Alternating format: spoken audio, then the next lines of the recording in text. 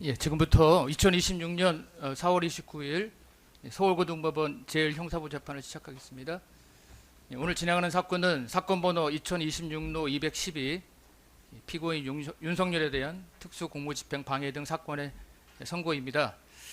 먼저 고지사항을 말씀드리겠습니다. 지난 중개허가 결정 및 추가로 접수된 방송사의 중개 신청에 대한 허가 결정에 따라서 오늘 진행되는 공판기일은 중개가 된다는 점을 말씀드립니다.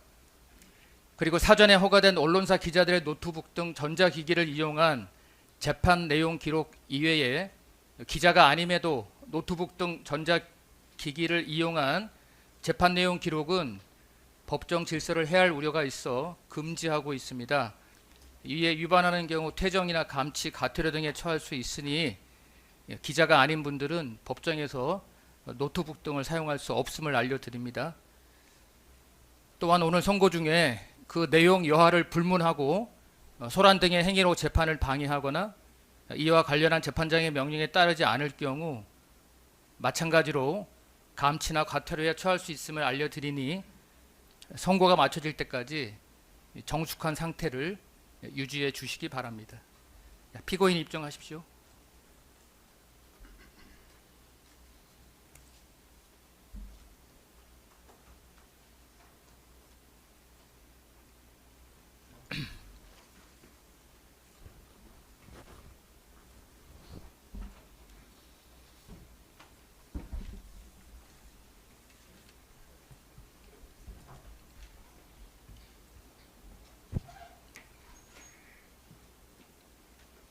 예, 이 사건은 내란에 의한 반란 범죄 등의 형사 절차에 관한 특례법 제11조 3항에 따라서 기일의 전부가 속기 녹음된다는 점을 말씀드립니다. 일단 추적한 분들 확인할 텐데요. 일단 검사 측에서 나오신 분은 네, 장우성 특별검사보, 안재욱, 김성현, 장지영, 유승재 검사 출석했습니다. 예. 변호인 측에서 나오신 분은 예, 김홍일, 배보윤, 송진호, 유정아 변호사 출석했습니다. 예. 있습니다. 지난번과 같이 추적하셨고요. 일단 피고인 추적하셨는데 오늘 판결 선고는 일단 주문 낭독을 제외하고는 뭐 좀 설명할 내용이 길어서 피고인 착석한 상태에서 진행하도록 하겠습니다. 예, 오늘 판결 선고는 먼저 공소사실 및 원심 판단의 요지, 다음에 피고인과 검사의 항소 이유와 이에 대한 판단, 결론, 양형 이유, 주문 순서로 말씀드리겠습니다. 예, 먼저 이 사건 공소사실 및 원심 판단의 요지를 말씀드리겠습니다. 이 사건 공소사실은 크게 5부분으로 나눌 수 있습니다. 자, 첫 번째는 국무위원 심의권 침해로 인한 직권남용 권리행사 방해로서 국무회의 소집 통지를 받았지만 국무회의에 참석하지 못한 2인의 국무위원 및 소집 통지를 받지 못한 7인의 국무위원의 국무회의 심의권을 침해하였다는 것입니다. 두 번째는 비상계엄을 선포하기 위해서는 헌법에 따라 문서에 의해야 하고 관계 국무위원회 부서가 있어야 하는데 이 사건 비상계엄 당시에는 이러한 절차가 지켜지지 않았음에도 이러한 절차가 지켜진 것처럼 보이게 하기 위해 사후에 이 사건 비상계엄 선포문을 작성하여 보관한 것이 허위 공문서 작성 및 행사에 해당하고 그 후 이러한 점이 문제될 것을 우려하여 이를 폐기한 것이 대통령 기록물 관리에 관한 법률 위반, 형법상 공용서류 손상에 해당한다는 것입니다. 세 번째인 허위 공보 관련 직권남용 권리 행사 방해는 피고인은 이 사건 비상계엄 당시 국회의원의 국회 출입을 통제하고 헌법과 법률이 정한 요건과 절차를 지키지 않았음에도 직권을 남용하여 이와 다른 허위 내용의 피지, 언론 관련 정부 입장을 말합니다. 피지를 해외 홍보 비서관으로 하여금 외신들에게 알리게 하여 의무 없는 일을 하게 하였다는 것입니다.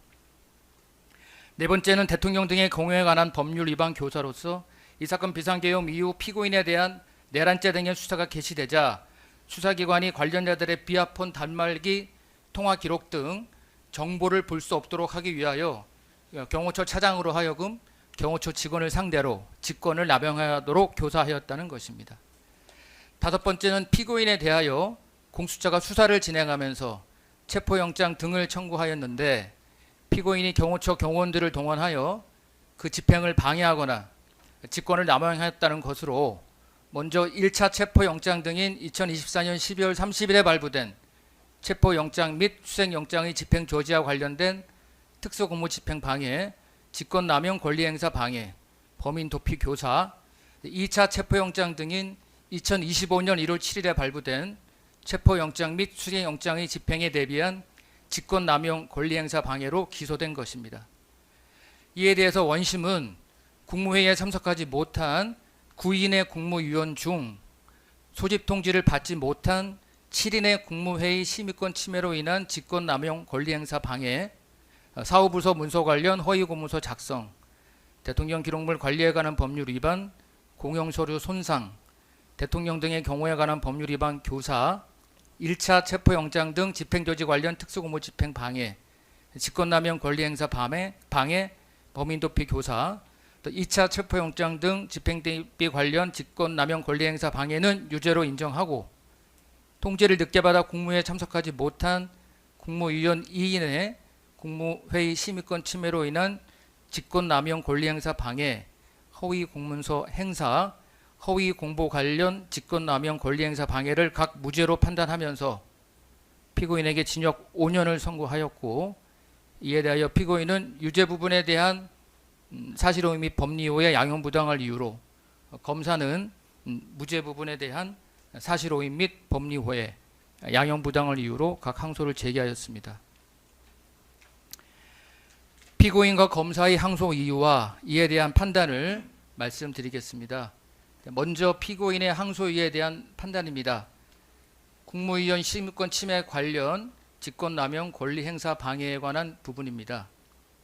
자, 이 부분에 대한 피고인의 항소 이유는 직권남용 권리행사 방해죄에서의 권리에는 공무원의 직무상 권한은 이에 포함되지 않고 국무회의의 심의권은 국무위원회 심의권은 대통령 보좌기관으로서의 직무상 권한일 뿐 개별 국무위원에게 귀속되는 구체적 권리가 아니라고 주장하고 있습니다.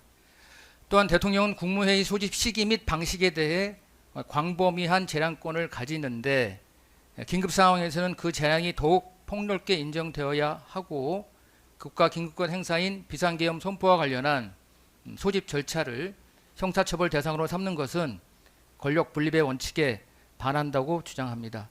아울러 피고인은 국무회의 개최를 위한 정족수 확보를 위해 최대한 노력했을 뿐 특정 국무위원을 배제할 의도가 없었으므로 심의권 침해의 고의가 인정되지 않는다는 점도 주장하고 있습니다.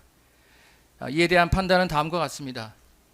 헌법 제87조와 제88조는 국무회의를 국정의 중요한 정책을 심의하는 심의기관으로 명시하고 있으며 국무회의 규정 제2조는 국무회의는 국가의 주요 정책이 전 정부적 차원에서 충분히 심의될 수 있도록 운영되어야 한다고 규정하고 있습니다. 또한 관계 법령에 의하면 개별 국무위원 각자는 국무회의에 참석하여 의안을 제출하고 회의 소집을 요구할 수 있으며 국정에 관한 심의에 참여할 수 있도록 규정하고 있는데, 이에 의하면 개별 국무위원들의 지위는 법령에 의해 보호되어야 할 구체적 이익에 해당하는 것으로 볼 수 있고, 이를 단순히 대통령을 보좌하는 지위에서 파생한 것으로 볼 수 없습니다. 또한 대법원 판례에 의하면 공법상 권리인 경찰관의 수사 권한도 직권남용 권리행사 방해죄의 권리에 해당하므로 국무위원회 심의권도 마찬가지로 여기에 권리에 포함된다고 보아야 합니다. 그리고 모든 국무위원은 각자가 담당하는 국정의 각기 다른 분야에 관하여 대통령을 보좌하는 역할을 맡고 있는 것이므로 국무회의 의장인 대통령이 국무회의를 소집하고 주재하는 과정에서도 국무회의는 중요 정책의 전 정부적 차원에서 충분히 심의될 수 있도록 운영되어야 한다는 원칙은 준수되어야 합니다. 그럼에도 피고인은 7인의 국무위원을 소집 통지에서 완전히 배제하였는 바, 이는 국무회의 소집 절차에 관한 피고인의 직권을 남용한 것으로 보아야 하고, 이로 인하여 해당 국무위원들은 국무회의에 참석하여 심의할 수 있는 심의권을 침해받았다고 보아야 합니다. 한편 계엄 선포와 같은 국가 긴급권을 행사하는 경우에도 이와 같은 절차적 의무가 완화된다고 볼 수 없습니다. 통치 행위라 하더라도 헌법과 법률에 근거하여야 하고 합법성의 판단은 본질적으로 사법의 권능에 속하므로 피고인의 직권남용 여부는 사법심사의 대상이 되고 이러한 사법심사가 권력 분립의 원칙에 위반된다고 볼 수도 없습니다. 원심이 설치한 바와 같이 피고인이 대통령 비서실 수행실장에게 소집 대상 국무위원들을 특정하여 연락하도록 지시한 점 등의 정황을 종합하여 볼 때 피고인에게 소집 통지를 받지 못한 국무위원들의 침입권을 침해한다는 고의도 인정됩니다. 따라서 피고인에게 소집 통지를 받지 못한 7인의 국무위원 심의권 침해에 관한 직권남용 권리행사 방해죄가 성립하므로 피고인의 이 부분 주장은 이유가 없습니다. 다음으로 허위 공문서 작성의 점에 대해서 살펴봅니다. 이에 대해서 피고인은 먼저 공소사실 기재와 같이 사후에 대통령의 서명 및 국무위원회 부소가 이루어진 2024년 12월 3일자 비상계엄 손포문 이하에서는 이 사건 문서라고 하겠습니다. 손포문은 작성 권한이 없는 대통령실 부속 실장이 내부 보관 목적으로 작성한 것으로 초안에 불과하기 때문에 공문서에 해당하지 않는다고 주장합니다. 또한 피고인이 이 사건 비상계엄을 선포할 당시 국무총리와 국방부 장관이 동의한 것은 명백한 사실이므로 이 사건 문서의 내용은 허위로 볼 수 없다고 주장합니다. 그리고 피고인은 국가기능권 행사라는 특수한 상황에서 사후 결재가 가능하다고 인식했고 이 사건 문서는 부속실장의 서랍에만 보관하다가 폐기되어 행사할 목적 및 고의가 없었으므로 원심의 유죄 판단은 유법하다고 주장하고 있습니다. 그러나 원심이 설치한 바와 같이 이 사건 문서는 기한자인 부속실장의 권한 유무와는 별개로 대통령인 피고인이 직무상 권한으로 서명하고 결재한 문서이므로 허위 공문서 작성죄의 객체가 되는 공문서에 해당한다고 판단됩니다. 또한 헌법 제82조가 정한 문서주의와 부서제도의 취지에 비추어 이 사건 문서는 단순히 피고인이 2024년 12월 3일에 비상계엄을 선포하였다는 역사적 사실만을 표시하는 것이 아니라 2024년 12월 3일에 한 비상계엄 선포가 헌법 제82조가 정한 문서주의와 부서제도의 요청에 부합하게 그 절차에 따라 이루어졌음을 확인하기 위한 것으로 보아야 하고 실제 피고인도 이와 같은 요청에 부합하게 이루어진 것과 같은 외관을 만들기 위해 이 사건 문서를 작성한 것으로 보이므로 결국 이 사건 문서는 표지와 표시된 내용과 진실이 부합하지 않은 것으로 판단됩니다. 그리고 원심이 설치한 바와 같이 피고인은 이 사건 문서에 기재된 작성 및 결재 일자와 실제 작성 및 결재 일자가 상이하다는 점을 명확히 인지하면서 이 사건 문서에 서명했다고 보이므로 피고인에게 허위 공문서 작성죄의 고의 및 행사할 목적 역시 인정된다고 보는 것이 타당합니다. 따라서 피고인에게 허위 공문서 작성죄의 공동정범이 성립하므로 이 부분의 주장도 받아들이지 않습니다. 다음은 대통령 기록물 관리에 관한 법률 위반 및 공용서류 손상 부분입니다. 이에 대한 피고인의 항소 이유는 이 사건 문서는 대통령 기록물법상 정식 생산 절차를 거치지 않았으므로 대통령 기록물로 볼 수 없고 부속실장이 국무총리의 요청에 따라 폐기하였으므로 이를 무단 손상이나 공용서류 손상으로 볼 수 없다고 주장합니다. 또한 피고인은 이 사건 문서의 폐기에 직접 관여하지 않았을 뿐만 아니라 사후 보고만 받았을 뿐이며 서명 당시에도 공적 성격을 인지하지 못했으므로 공모관계나 고의가 인정되지 않는다고 주장하고 있습니다. 그러나 이 사건 문서는 이 사건 비상계엄 선포라는 대통령의 직무 수행과 관련하여 작성되었고 결재권자인 피고인이 서명함으로써 공문서로 성립되었으므로 대통령 기록물로 생산된 것으로 판단됩니다. 또한 공무소에서 사용할 목적으로 작성된 것으로서 형법상 공용서류에도 해당됩니다. 피고인이 주장하는 등록 절차 등은 대통령 기록물 생산 이후에 이루어지는 후속 절차에 불과하므로 이를 거치지 않았다는 이유만으로 법적 보호 대상에서 제외된다고 보기는 어렵습니다. 그리고 이 사건 문서는 대통령 기록물법이 정한 폐기 절차를 위반하여 폐기되었고 이로 인해 공용서류의 효용을 해하게 되었으므로 대통령 기록물법상 무당 손상 및 공용서류 손상에 해당합니다. 대통령실 부속실장은 이 사건 문서를 폐기하기 전 피고인에게 폐기하겠다는 사실을 보고하였고 피고인은 이를 승인하였으므로 피고인이 공용서류 손상의 고의를 가지고 국무총리 등의 이 사건 문서 폐기 행위에 가담하였음도 인정됩니다. 따라서 피고인에게는 대통령 기록물 관리에 관한 법률 위반 및 공용서류 손상죄의 공동정범이 성립하므로 피고인의 이 부분 주장은 받아들이지 않습니다. 대통령 등의 경우에 관한 법률 위반 교사 관련해서는 피고인은 대통령 등의 경우에 관한 법률상 직권남용죄는 형법상 직권남용 권리 행사 방해죄와 마찬가지로 타인에게 의무 없는 일을 하게 하거나 권리 행사가 방해되는 결과가 발생해야 성립하는 결과범으로 보아야 하는데 비화폰 통화 기록 등 정보를 수사기관이 확인할 수 없도록 하는 조치가 결과적으로 이루어지지 아니하여 어떠한 결과가 발생하였다고 볼 수 없으므로 대통령 공무법상 직권남용죄가 성립할 수 없다고 주장합니다. 또한 피고인이 경호처 차장에게 언급한 보완 조치는 다양한 의미로 해석될 수 있어 교사의 특정성을 결하였으므로 범죄 실행의 의사결정에 이르게 하는 정도의 교사 행위가 있었다고 볼 수 없다고 주장하고 있습니다.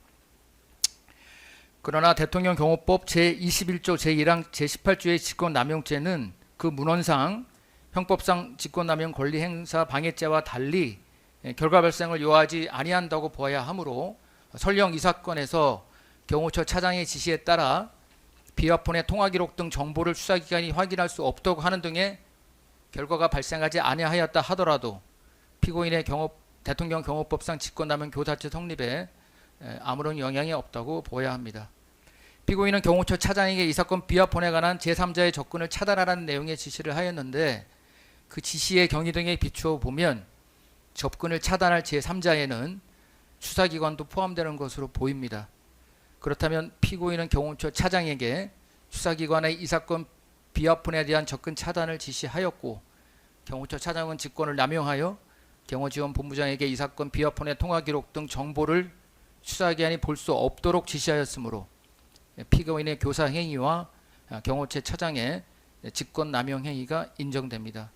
따라서 피고인에게는 대통령 경호법 위반 교사죄가 성립하므로 피고인의 이 부분 주장은 이유 없습니다. 다음으로 1차 체포영장 등 집행조치에 관련한 항소유예에 대해서 살펴보겠습니다. 먼저 1차 체포영장 등 발부의 위법성 관련입니다. 이와 관련한 피고인은 공수처는 체포영장 기재 범죄 사실인 직권남용 권리행사 방해죄나 내란죄에 대한 수사권이 없다고 주장하고 있습니다. 그 사유로 먼저 직권남용 권리행사 방해죄에 대해서는 헌법 제84조의 대통령에 대한 불소추 특권에 의하여 공수처는 이를 수사할 수 없다고 주장하고 있습니다. 또한 공수처는 공수처법에 따라 피고인의 내란 우두머리죄가 직권남용 권리행사 방해죄와 직접 관련성이 있고 피고인에 대한 직권남용 권리행사 방해죄 수사 과정에서 이를 인지한 경우에만 관련 범죄로서 수사할 수 있는데 직권남용 권리행사 방해죄와 내란 우두머리죄는 행위 태양이나 구성 요건 등에서 현격한 차이가 있으므로 직접 관련성이 인정되지 않으며 공수처는 처음부터 피고인의 내란 우두머리죄에 대한 수사를 개시하였으므로 수사 과정에서 인지할 것이라는 요건을 갖추었다고도 볼 수 없어 공수처가 피고인의 내란 우두머리죄에 대하여 수사할 권한이 없다고 주장하고 있습니다. 설령 내란죄가 직권남용 권리행사 방해죄의 관련 범죄에 해당한다 하더라도 공수처법 제27조에 따라 공수처는 피고인의 직권남용 권리행사 방해 혐의에 대하여 헌법 제84조의 불소추 특권을 근거로 공소권 없음 또는 시한부 기소 중지의 불기소 결정을 하거나 내란 우두머리죄와의 흡수관계를 근거로 죄가 안 됨의 불기소 결정을 해야 하고 관련 범죄인 피고인의 내란 우두머리죄에 대하여는 대검찰청에 이첩해야 하므로 공수처는 피고인의 직권남용 권리행사 방해죄는 물론 내란 우두머리죄에 대하여도 수사할 수 없다고 주장하고 있습니다. 다음으로 공수처법 제31조 등에 의하면 이 사건 체포영장 등의 관할 법원은 서울중앙지방법원으로 보아야 하므로 관할권이 없는 서울 서부지방법원이 발부한 이 사건 체포영장 등은 위법하다고 주장합니다. 그리고 피고인에게 내란 우두머리죄를 범하였다고 의심할 만한 상당한 이유가 존재하지 않고 출석 불응, 도주, 증거인멸의 우려가 있다고 볼 수도 없으므로 1차 체포영장 등은 발부에 필요한 실질적 요건이 갖추어지지 않았다고 주장하고 있습니다. 또한 수색영장의 수색할 장소는 집원, 건물명, 호수 등으로 구체적으로 특정되어야 하는데 대통령 관저는 복수의 집원으로 구성되어 있음에도 이 사건 수색영장에는 수색할 장소가 특정 집원으로만 게재되어 있어 위법하다는 주장도 하고 있습니다. 이에 대한 법원의 판단을 말씀드리겠습니다. 첫 번째로 공수처의 수사권 관련 주장에 대한 판단입니다. 헌법 제84조에 대통령 불소추 특권은 그 문헌적 의미 등에 비추어 공소 제기를 금지할 뿐 수사 자체를 금지하는 것으로 볼 수 없습니다. 따라서 공수처는 피고인의 직권남용 권리행사 방해죄에 대한 수사를 할 수 있습니다. 그리고 피고인의 직권남용 권리행사 방해죄의 의무 없는 일의 내용은 그 자체가 내란 우두머리죄의 폭동의 실행행위에 해당하므로 사실관계의 상당 부분이 중첩되고 그에 따라 필연적으로 대부분의 증거 역시 중첩될 수밖에 없으므로 직접 관련성이 있는 죄에 해당한다고 보아야 합니다. 또한 공수처는 2024년 12월 5일자로 피고인의 직권남용 권리행사 방해, 내란 우두머리 혐의에 대한 고발장을 수리하며 두 죄에 대한 수사를 개시하였는데 공수처법 제2조 제4학 라목의 고위공직자 범죄 수사 과정에서 인지의 의미가 반드시 시간적으로 고위공직자 범죄에 대한 수사가 선행되고 그 수사 과정에서 다른 범죄가 추가로 인지될 것을 요하는 것으로 해석할 수는 없고 이 사건과 같이 고위공직자 범죄와 다른 범죄에 대한 인지가 동시에 이루어진 경우에도 고위공직자 범죄 수사 과정에서 인지한 다른 범죄에 해당한다고 봄이 타당합니다. 또한 인지는 실질적인 개념으로 보아야 하므로 범죄 인지서나 공직범죄 사건부 등의 기재가 있어야만 인정된다고 볼 수 없습니다. 공수처법 제27조와 관련하여 피고인은 공수처가 피고인의 직권남용 권리행사 방해죄에 대하여 불교소 결정을 할 수 있는 권한이 있음을 전제로 주장하고 있습니다. 피고인은 공수처법 제2조 제1호 다, 카, 파, 하목이 정한 고위공직자에 해당하지 아니하므로 공수처는 피고인에 대하여 수사권만 갖고 기소권을 갖지 아니하는 경우에 해당합니다. 공수처법 제26조에 의하면 이러한 경우 공수처 검사는 고위공직자 범죄 등에 관한 수사를 한 때에는 관계 서류와 증거물을 지체 없이 서울중앙지방검찰청 소속 검사에게 송부하여야 하고 이에 따라 관계 서류와 증거물을 송부받아 사건을 처리하는 검사는 공수처장에게 해당 사건의 공소제기 여부를 신속하게 통보해야 합니다. 여기에서 서울중앙지방검찰청 소속 검사의 사건 처리란 공소제기와 불기소 결정을 모두 포함하는 종국 결정을 의미한다고 보아야 하므로 공수처가 수사권만 있고 기소권을 갖지 아니하는 사건에 관하여 공수처는 불기소 결정을 할 수 없다고 보아야 합니다. 따라서 공수처법 제27조는 공수처 검사가 불기소 결정을 할 수 있는 경우, 즉 기소권이 있는 사건에만 적용되는 것으로 이 사건과 같이 공수처가 수사권만 갖고 기소권을 갖지 아니한 사건에는 적용되지 않는다고 판단됩니다. 결국 공수처의 기소권이 없는 피고인에게 공수처법 제27조가 적용된다는 점을 전제로 하는 피고인의 주장은 받아들일 수 없습니다. 서울 서부지방법원의 영장 발부 권한에 관하여는 원심이 설시한 바와 같이 공수처법 제31조를 근거로 수사 단계에서의 영장 발부의 관할이 서울중앙지방법원에 전속된다고 볼 수 없고 공수처법 제47조가 준용하는 형사소송법에 따라 서울 서부지방법원에도 관할이 인정된다고 봄이 타당합니다. 체포영장 발부의 실질적 요건을 충족하지 못했다는 주장 관련해서는 이 사건 비상계엄 선포 이후 군 병력의 국회 진입 상황 등이 언론을 통하여 알려지면서 피고인에 대한 고발 및 수사 요구가 이어졌고 2024년 12월 14일 국회에서 피고인에 대한 탄핵 소추안이 가결되었으므로 피고인이 직권남용 권리행사 방해 및 내란 우두머리 등의 죄를 범하였다고 의심할 만한 상당한 이유가 있음이 인정됩니다. 또한 피고인은 공조수사본부로부터 세 차례 출석 요구를 받았으나 모두 불응하여 정당한 이유 없이 출석 요구에 응하지 아니하거나 응하지 아니할 우려가 있는 때에도 해당하여 1차 체포영장은 실질적 요건을 충족하여 발부된 것으로 판단됩니다. 수색영장의 수색할 장소가 특정되지 않았다는 주장 관련해서는 1차 수색영장에는 수색 장소가 대통령 관저의 지번으로 특정되어 기재되어 있고 위 수색 영장의 발부 목적이 체포 영장 집행을 위한 피고인의 소재 발견에 있음을 고려하면 위 영장의 수색 장소가 헌법상 영장주의 원칙에 비추어 특정되지 아니하였다고 보기 어렵습니다.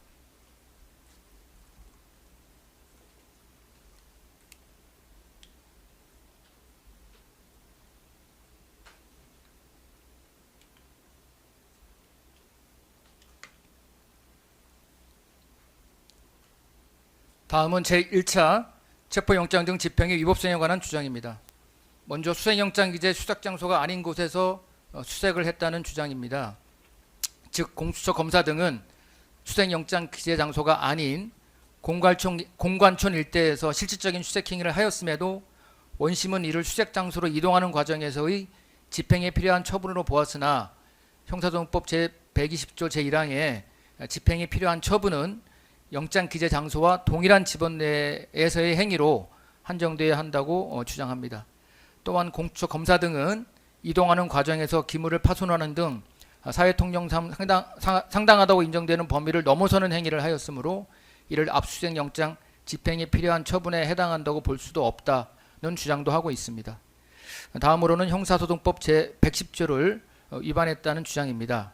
형사소송법 제110조 제1항에 따라 군사당 비밀을 요하는 장소는 책임자의 승낙 없이 압수수색할 수 없으며 이는 체포영장 집행을 위한 수색에도 동일하게 적용되는데 대통령 관저 및 공관청 일대는 군사시설 보호구역으로서 군사당 비밀을 요하는 장소에 해당하며 책임자인 경호처장이 명백히 승낙 거부 의사를 밝혔음에도 수색영장의 집행을 개시한 것은 형사소송법 제110조에 위배된다고 주장합니다. 또한 군사기지 및 군사시설 보호법을 위반한 영장 집행이라는 주장도 하고 있습니다. 즉 군사기지법 제9조 제1항 제1호에 따라 군사시설 보호구역 출입 시 관할 부대장의 허가를 받아야 하나 공수처 검사 등은 이를 받지 않고 공관총 문을 강제로 열고 대통령 관저 경내로 진입하였고 또한 군사기지법 제9조 제1항 제4호에 따라 관할 부대장 등의 승인 없이 진입 과정에서 촬영된 사진과 동영상은 군사기지법을 위반하여 위법하게 수집한 증거로서 증거 능력이 부정되며 이를 기초로 2차 취득한 증거 역시 증거 능력이 없다고 주장하고 있습니다. 이에 대한 법원의 판단은 다음과 같습니다. 먼저 수색영장 기재 수색 장소가 아닌 곳에서 수색을 했다는 주장과 관련해서는 1차 체포영장 등에 기재된 수색 장소로 이동하기 위해서는 대통령 관저 외곽 일정문 지역 등을 통과할 수밖에 없었던 것으로 보이고 공수처 검사 등이 경호처 소속 공무원들의 저지 장면을 촬영한 것은 경호처 소속 공무원들의 공무집행 방해 범행에 따라 증거 보존을 위해 이루어진 것으로 이러한 행위가 수색에 해당한다고 볼 수 없습니다. 또한 공수처 검사 등의 이와 같은 행위는 압수수색 영장의 집행 목적 달성을 위해 필요 최소한도의 범위 내에서 사회통념상 상당하다고 인정되는 경우에 해당하므로 형사소송법 제120조 제1항의 수색영장 집행에 필요한 처분에 해당하고 이들이 수색영장이 기재된 장소가 아닌 다른 장소에서 실질적인 수색행위를 했다고 보기 어렵습니다. 그리고 경호처장이 공수처 검사의 요청으로 수색영장 집행 중지 확인서를 작성했다 하더라도 이는 체포영장 등의 집행을 위하여 수색장소로 이동하는 과정을 포함한 일련의 절차를 중단한다는 의미로 보일 뿐이고 그 의미가 수색장소에 도착하기 이전에 수색행위가 있었음을 자인하는 취지로 볼 수는 없습니다. 따라서 이에 관한 피고인의 주장은 받아들이지 않습니다. 형사소송법 제110조 위반 주장에 관하여 살펴보겠습니다. 형사소송법 제110조의 취지는 군사당 비밀을 요하는 장소에서 압수수색이 이루어질 경우 군사당 비밀 보호를 통하여 얻고자 하는 국가안보라는 가치와 실체적 진실 발견이라는 형사소송법상 가치가 충돌하는 상황에서 국가의 중대한 이익을 해하는 경우에 한하여 국가안보라는 가치를 실체적 진실 발견이라는 가치보다 우선하도록 함으로써 충돌하는 두 가치 사이의 조화로운 해결을 도모하기 위한 것이지 국가의 중대한 이익과 무관하게 오로지 군사당 비밀을 요하는 장소의 책임자의 의사 여하에 따라 압수수색 가부가 좌우되도록 하려는 것으로 보기는 어렵습니다. 이 사건에 있어서 내란죄 등의 중대성에 비추어 1차 수색영장의 집행을 통한 실체적 진실의 발견의 필요성이 높은 반면 이로 인하여 국가의 중대한 이익을 해할 우려가 있다고 보기는 어려우므로 대통령 관저 등의 책임자인 경호처장이 수색영장의 집행에 대한 승낙을 거부했다 하더라도 그러한 사정만으로 위 영장 집행을 위하여 공수처 검사 등이 공관총 일대에 진입한 것이 위법한 공무집행이라거나 또는 형법상 보호가치가 있는 공무집행에 해당하지 않는다고 볼 수는 없습니다. 다음으로 군사기지 및 군사시설 보호법 위반에 관한 주장에 대해 살펴보겠습니다. 군사기지법은 보호구역 내에서 압수수색과 같은 형사소송법상 절차의 관계에 관하여는 형사소송법 제110조와 같은 규정을 두고 있지 않습니다. 따라서 국가안전보장이라는 가치와 실체적 진실 발견이라는 가치 사이의 조화를 염두에 두고 군사기지법과 형사소송법 제110조의 관계 등을 고려하여 그 위반 여부를 판단함이 타당합니다. 이 사건과 같이 군사기지법상 보호구역인 대통령 관저가 형사소송법 제110조 소정의 군사당 비밀을 요하는 장소에도 해당하는 경우 관할 부대장의 허가 또는 책임자의 승낙이 없으나 해당 장소에서의 압수수색이 국가의 중대한 이익을 해할 우려가 있다고 보기 어려워 그 책임자의 의사에도 불구하고 형사소송법 제110조 위반으로 보기 어려운 경우에는 같은 이유에서 관할 부대장의 허가가 없다는 이유만으로 군사기지법 제9조 제1항 1호를 위반하여 형법상 보호대상이 되는 공무집행에 해당하지 않는다고 보기는 어렵습니다. 또한 공수처 및 경찰청 국가수사본부는 1차 체포영장 등을 집행하기 전 경호처 국방부에 군사기지법상 출입허가를 미리 요청하였으며 대통령 관저의 주둔지 부대인 제55 경비단은 단장의 지시에 따라 공수처 검사 등의 저지에 소극적으로 임했고 그 결과 이들이 비교적 어렵지 않게 1차 저지선을 통과할 수 있었던 것으로 보입니다. 이러한 사정들을 종합하여 보면 피고인이 주장하는 사정만으로 공수처 수사관 등이 1차 체포영장 등의 집행을 위하여 공관청 및 대통령 관저 격리에 출입한 것이 군사기지법 제9조 제1항 제1호에 위반된다거나 형법상 보호대상이 되는 공무집행에 해당하지 않는다고 보기 어렵습니다. 따라서 피고인의 이 부분 주장은 받아들이지 않습니다. 군사기지법 제9조 제1항 4호 위반 여부 관련해서는 앞서 본 위 군사기지법 제9조 제1항 제1호와 형사소송법 제110조와의 관계, 경찰관 직무집행법 등 관련 규정의 문헌 취지 체계를 고려하면 군사보호구역 내에서 압수수색 영장의 집행 과정 등을 처량하는 것이 경찰관 직무집행법 등의 요건에 부합하고 압수수색 영장의 집행 목적 달성을 위해 필요한 최소한도의 범위 내에서 이루어진 경우에는 군사기지법상 관할 부대장의 승인이 없었다는 이유만으로 당연히 위법하다고 보기는 어렵습니다. 1차 체포영장 등 집행 당시 촬영은 경찰관 직무집행법상 증거 보존의 필요성 및 긴급성의 요건을 갖추었고 경찰 착용 기록 장치인 캠코더의 일반적인 사용 방식에 따라 이루어졌으며 위 현장에서 촬영된 체증 영상 및 사진이 높은 수준의 보안을 요하는 군사당 기밀을 탐지하기 위한 목적에서 촬영된 것으로 보기는 어렵습니다. 이러한 사정들을 종합하면 1차 체포영장 등 집행 당시 촬영은 군사기지법상 관할 부대장 등의 승인이 없었다는 이유만으로 위법하다고 보기 어렵고 나아가 위와 같이 촬영된 영상과 사진들이 위법 수집 증거에 해당하여 증거 능력이 없다고 볼 수 없습니다. 따라서 피고인의 이 부분 주장도 받아들이지 않습니다. 다음으로 특수공무 집행 방해, 직권남용 권리행사 방해, 범인 도피 교사의 구속력과 해당성이 없다는 항소유예에 대해 살펴보겠습니다. 피고인은 앞서 본 바와 같이 1차 체포영장 등의 발부 및 집행은 위법하게 이루어졌으므로 공수처의 1차 체포영장 등의 집행은 적법한 직무집행에 해당하지 아니하여 이를 저지한 행위는 특수공무집행 방해죄가 성립하지 아니하고 경호처 소속 공무원들에게 이를 저지하도록 한 것이 의무 없는 일을 하게 한 것으로 볼 수 없어서 직권남용 권리행사 방해죄가 성립하지 않고 범인에 대한 형사사법 작용을 곤란하게 하는 행위로도 평가할 수 없어서 범인 도피 교사죄도 성립하지 않는다고 주장하고 있습니다. 또한 경호처 소속 공무원들은 강제로 문을 개방하고 들어오는 공수처 검사 등을 상대로 소극적 방어 조치로 대처한 것뿐이며 경호처 소속 공무원들이 공수처 검사 등에게 일방적으로 폭력을 행사한 것으로 보기 어려우므로 특수공무집행방해죄가 성립하지 않는다고 주장합니다.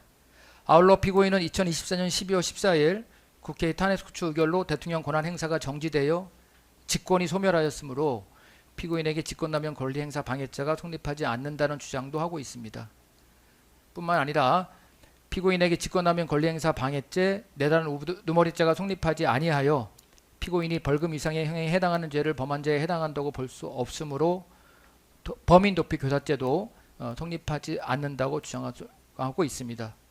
그리고 피고인은 공수처의 수사권에 관하여 법적 의문을 제기하며 공수처의 영장 집행에 협조하지 않겠다는 입장을 밝혔을 뿐 경호처 소속 공무원들에게 구체적인 저지 방법이나 물리력 동원을 지시한 사실이 없고 피고인이 경호처 처장 등으로부터 구체적인 대응책을 사전에 보고받거나 승인한 사실도 없으므로 범행을 공모하였다거나 범행을 교사한 것으로 볼 수 없다고 주장하고 있습니다. 이에 대해 살펴보면 피고인은 1차 체포영장 등의 집행 이전부터 경호처 처장 등에게 수사기관의 공간촌 진입에 대한 불만과 자신에 대한 체포영장 등이 적합하지 않다는 취지의 발언을 하였습니다.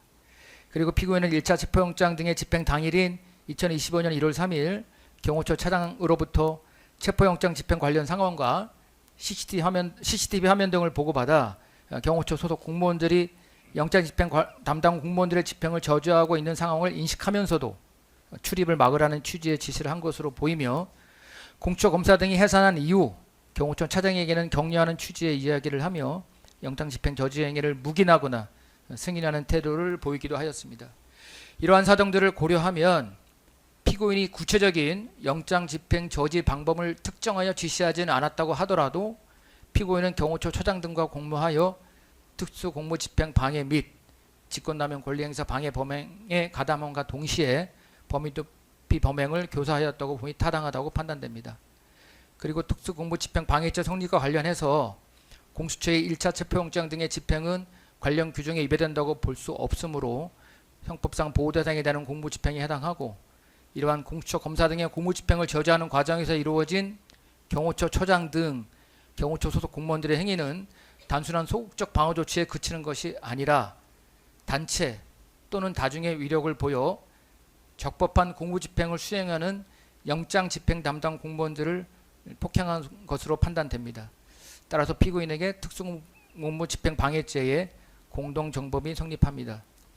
직권남용 권리행사 방해죄 성립과 관련하여 1차 체포영장 등의 발부 및 집행은 관련 규정에 위배된다거나 형법상 보호대상에 대한 공무집행에 해당하지 않는다고 보기 어려우므로 경호처 차장 등이 경호처 소속 공무원들로 하여금 이러한 영장의 집행을 저지하도록 한 것은 의무 없는 일을 하게 한 것에 해당합니다. 한편 피고인은 2024년 12월 14일 국회의 탄핵소추 의결로 인하여 권한행사가 정지되었으나 이 부분 공소사실은 피고인이 경호처 처장 등과 공모하여 경호처 처장 등의 직권을 남용해서 경호처 소속 공무원들로 하여금 의무 없는 일을 하게 하였다는 것이므로 피고인은 신분자인 경호처 처장 등과 공범이 될 수 있습니다. 따라서 피고인에 대해서 직권남용 권리행사 방해죄의 공동정범이 성립한다고 보아야 합니다.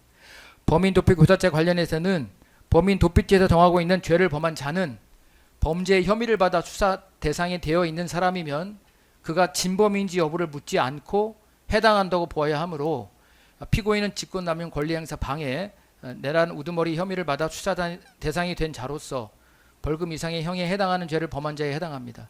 따라서 피고인이 경호처 소속 공무원들로 하여금 영장 집행을 저지하도록 지시한 것은 결국 피고인의 체포를 곤란하게 하는 방법으로 도피하도록 교사한 행위에 해당하는 것으로 판단됩니다.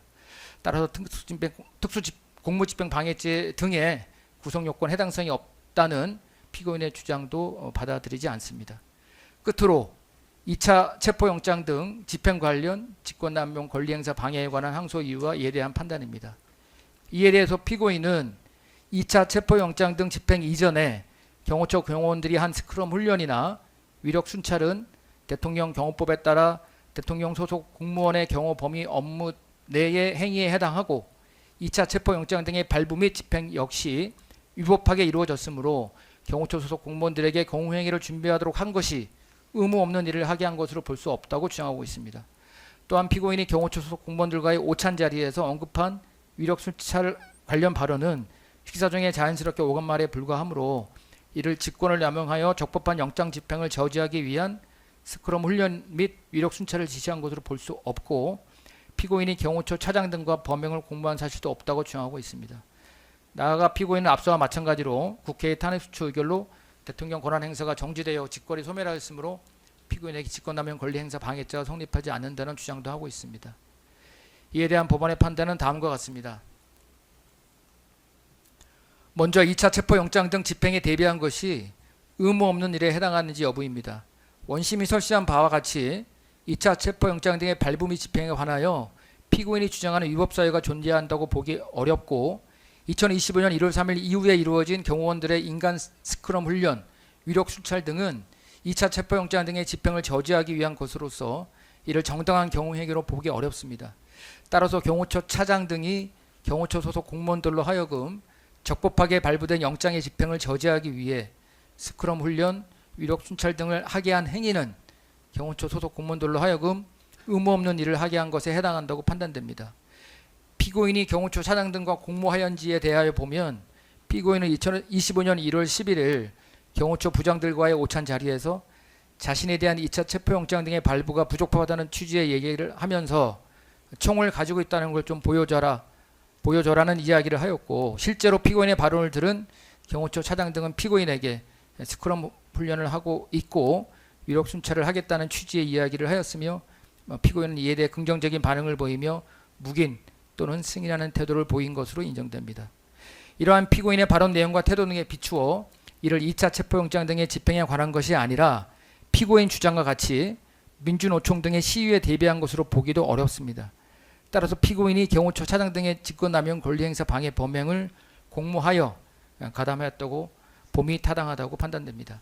탄핵수출 의결로 대통령 권한행사가 정지되어 직권이 소멸했다는 주장에 관해서는 앞서 1차 체포영장 등 집행저지 관련 직권남용 권리행사 방해죄 성립 여부에서 본 바와 같이 피고인에게 직권남용 권리행사 방해죄의 공모 공동정범이 성립합니다. 따라서 피고인의 2차 체포영장 등 집행 관련 직권남용 권리행사 방해죄에 관한 주장은 모두 받아들이지 않습니다.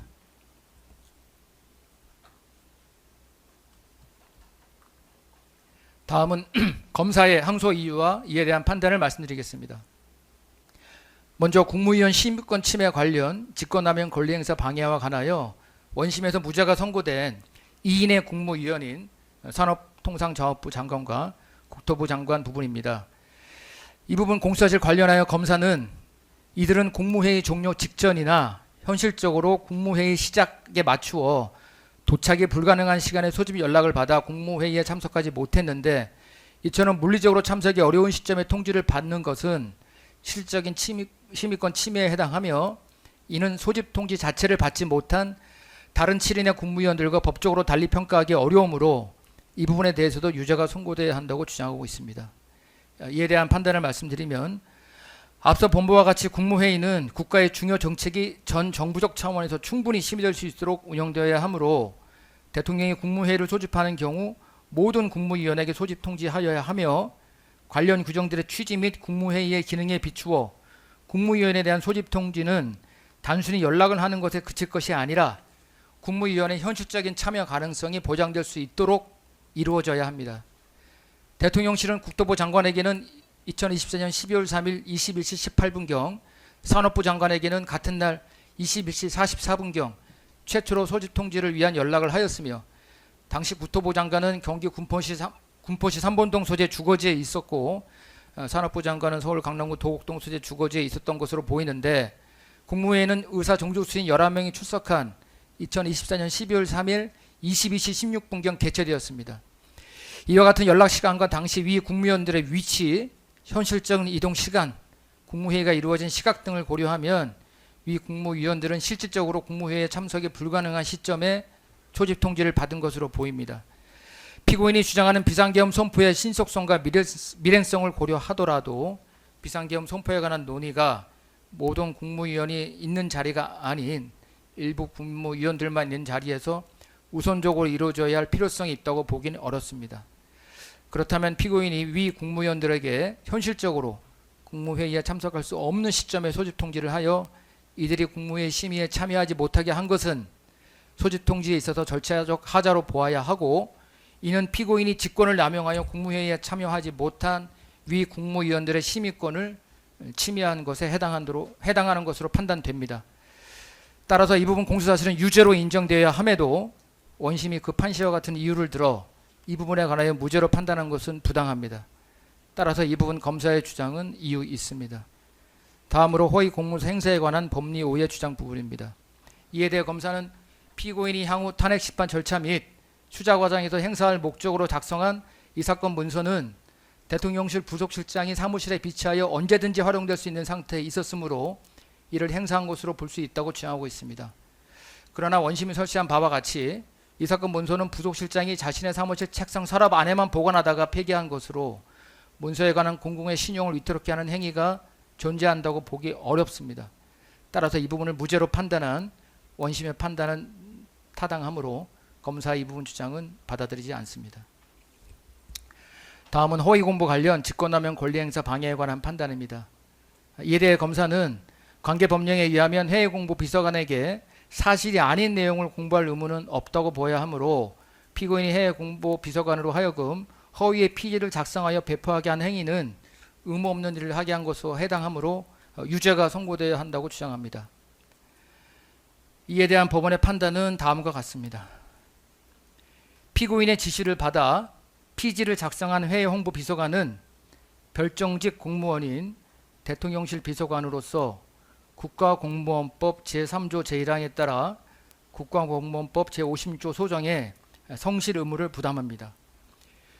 그리고 대법원 판례에 따르면 행정기관은 보도자료 작성 배포에 있어서도 국민의 알 권리 보호라는 공공의 이익을 도모하기 위하여 행정기관이 알고 있는 객관 사정과 달리 해당 사항의 긍정적인 측면만을 부각하거나 불확실한 점이 있음에도 과장되거나 단정적인 표현을 사용하여 국민이 해당 사항에 관하여 잘못된 인식을 가지도록 하여서는 아니 되는 주의 의무를 부담하고, 이러한 의무는 성실 의무로부터 도출된다고 보아야 합니다.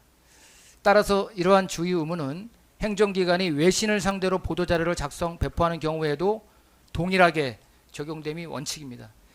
이 사건 피지 중 국회의원 과반수의 비상계엄 해제 요구 요건을 알고 있었지만 의원들의 국회 출입을 통제하지 않았다. 국회가 동의 여부를 판단할 수 있도록 국회의원의 본회의장 진입을 막지 않았다는 부분은 이 사건 비상계엄 선포 직후 경찰 및 군 병력의 국회 폐쇄 조치 등에 비추어 볼 때 객관적인 사실관계에 반합니다. 그리고 대통령으로서 헌정 파괴 세력으로부터 자유민주주의 헌법 질서를 지키기 위한 액션은 했지만 합헌적 틀 안에서 행동을 취했다. 현재의 국정 마비 상황을 일단 타개하고 질서를 회복하기 위한 것이 목표였다. 헌정 질서의 파괴의 뜻은 추호도 없었다는 부분도 이 사건 피지의 전체적인 내용에 비추어 객관적인 사정과 달리 해당 사항의 긍정적인 측면만을 부각하거나 불확실한 점이 있음에도 과장되거나 단정적인 표현을 사용하여 잘못된 인식을 가지도록 하는 것에 해당합니다. 결국 이 사건 피지의 내용은 해외 홍보 비서관이 담당하는 보도자료 작성 배포에 관한 주의 의무에 위반되는 것으로 보아야 하고, 피고인이 해외 홍보 비서관으로 하여금 이 사건 피지를 작성 배포하게 한 것은 직권을 남용하여 의무 없는 일을 하게 한 때에 해당합니다. 설령 해외 홍보 비서관이 이 사건 피지의 내용이 객관적 사실관계에 반한다는 사실을 알지 못했다 하더라도 검사가 제출한 증거에 의하면 피고인은 자신이 지시한 이 사건 피지 내용이 객관적 사실관계의 반함을 알고 있었다고 인정되므로 이러한 피고인이 직권을 남용하여 해외 홍보 비서관으로 하여금 의무 없는 일을 하게 한 이상 피고인의 직권남용 권리행사 방해죄는 성립한다고 보아야 합니다. 따라서 이 부분 공수사실은 유죄로 인정되어야 함에도 원심이 이 부분에 관하여 무죄로 판단한 것은 부당합니다. 이 부분 검사의 항소는 이유 있습니다. 끝으로 1차 체포영장 등 집행저지 범행 관련하여 원심은 경호처 김모 부장이 피고인 경호처 차장 등과 공모관계에 있었다고 볼 수 없다고 판단하였는데, 이에 대해 검사는 김모 부장 역시 2025년 1월 3일 경호처 차장 등의 지시에 따라 공수처 검사 등의 출입을 막기 위한 물리적 저지 행위를 하였으므로 1차 체포영장 등 집행저지 관련 범행에 공모관계가 인정되어야 한다고 주장합니다. 이 부분 공수사실은 피고인과 김모 부장 사이에도 1차 체포영장 등 집행 관련 범행 전반에 관하여 공모관계가 성립한다는 것으로 피고인과 김모 부장 사이의 공모관계를 인정하기 어렵다는 원심의 판단은 판결 이후에서 이 부분에 대하여 무죄로 판단한 것으로 보고 살펴보겠습니다. 이 부분 공수사실에 대해서는 원심이 설치한 바와 같이 검사가 제출한 증거들 마루로는 김모 부장이 피고인 경호처 차장 등과 위 체포영장 등의 집행저지 전반에 관하여 공모하였다고 보기 어려운 것으로 판단됩니다.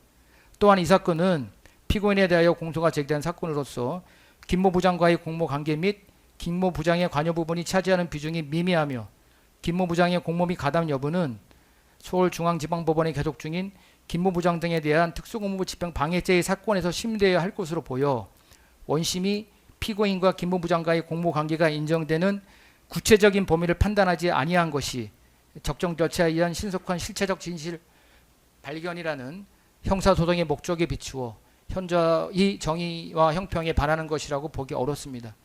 따라서 검사의 이 부분 주장은 받아들이지 않습니다. 결론을 말씀드리겠습니다.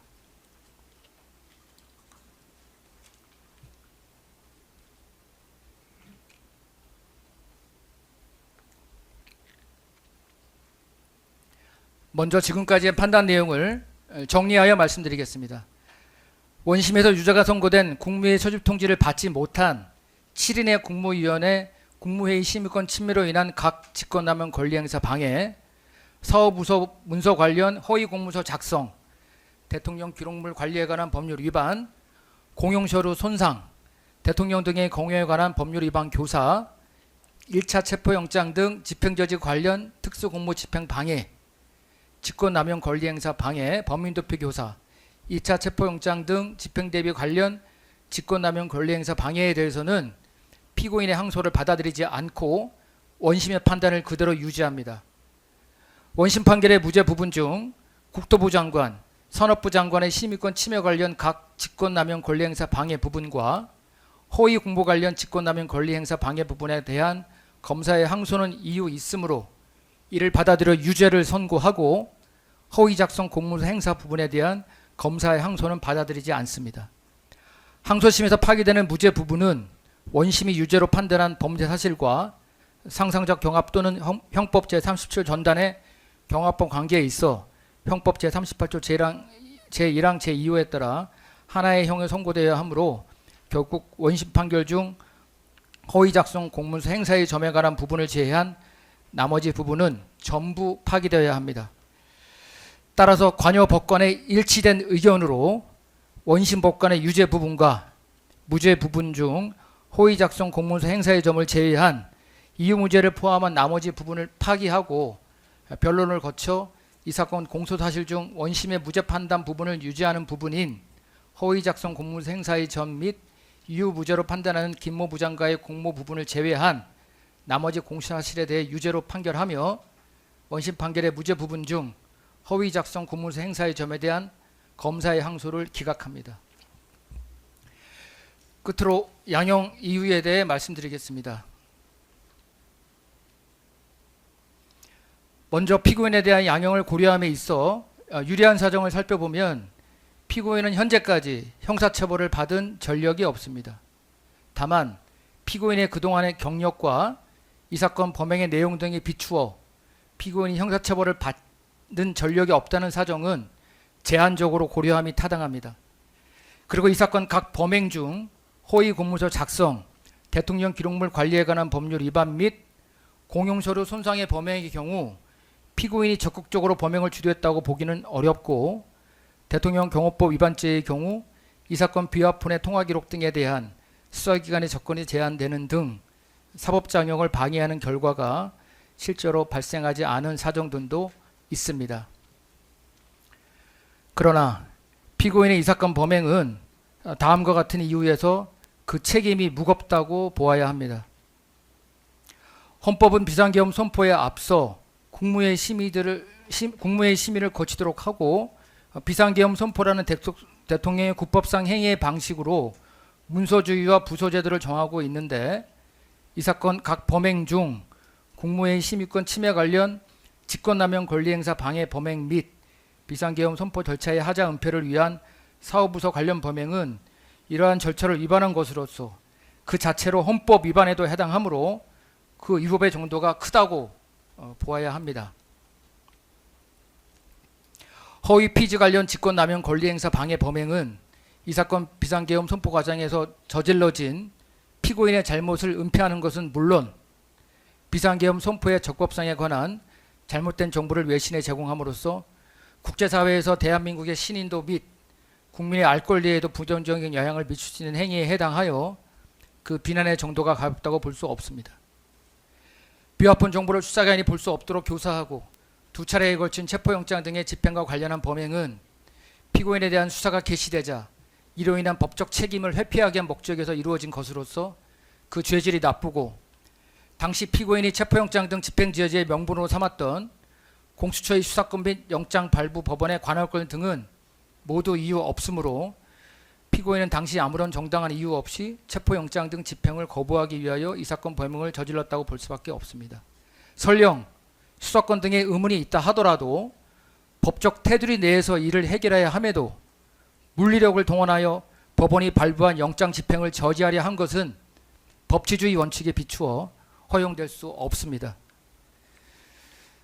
특히 1차 체포영장 등 집행저지와 관련하여 이는 자신의 영향력 하에 있는 경호처 소속 공무원들로 하여금 공수처 검사 등의 영장 집행에 관한 정당한 공무 집행을 방해하도록 한 것으로서 국가공무원인 경호처 소속 공무원들에게 위법한 지시를 하여 자신의 보호를 위한 사병과 같이 사용하려고 한 것일 뿐만 아니라 또 다른 국가공무원들인 공수처 검사들과 물리적 충돌을 야기할 우려까지 초래하는 등 범행의 동기 및 그 결과에 있어서 비난 가능성이 크다고 보아야 합니다.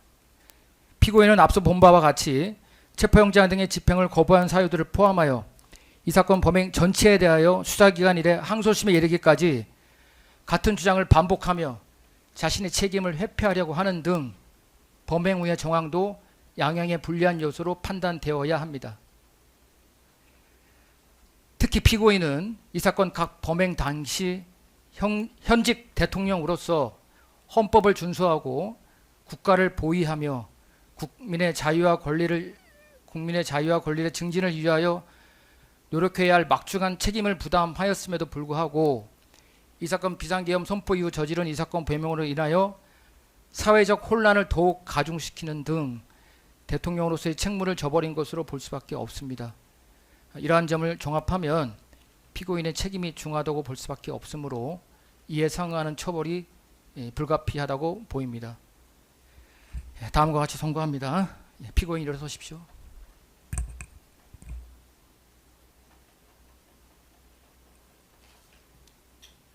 주문. 원심 판결의 유죄 부분과 무죄 부분 중 허위 작성 공문서 행사의 점을 제외한 나머지 부분, 이유무죄 부분을 포함하여 파기한다. 피고인을 징역 7년에 처한다. 원심 판결 무죄 부분 중 허위 작성 공문서 행사의 점에 관한 검사의 항소를 기각한다.